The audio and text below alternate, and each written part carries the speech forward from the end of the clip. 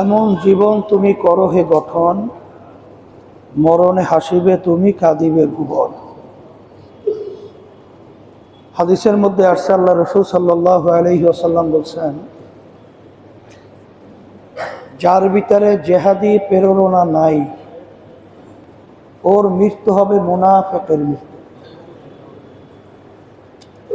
আজকে আমাদের শরীফ ওসমান হাদি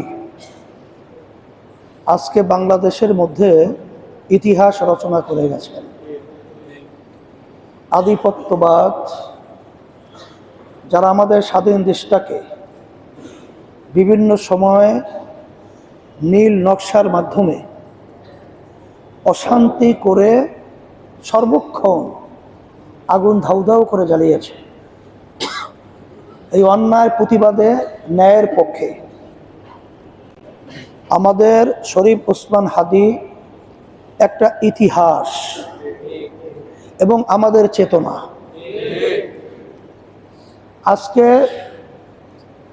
এই হাদির চেতনার কারণে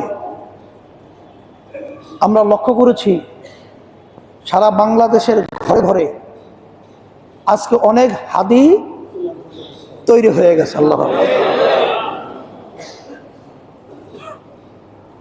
সেদিক থেকে বিশেষ করে আমরা হাদি আমাদের বরিশালের পাশেই ছেলে, আমাদের সুপরিচিত, ও আলেম ফ্যামিলির ছেলে।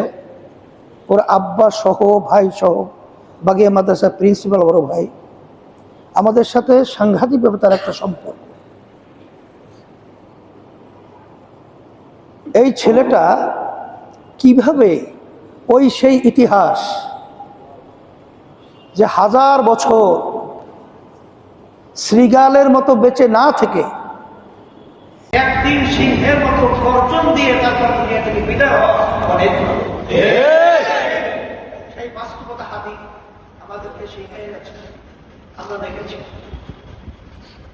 আজকে আমরা অন্তর করে যদি দোয়া করি, হাদিসের মধ্যে আছে সবচেয়ে বড় কৃপণ ওই ব্যক্তি যে দোয়ার ব্যাপারে কাজ করবে।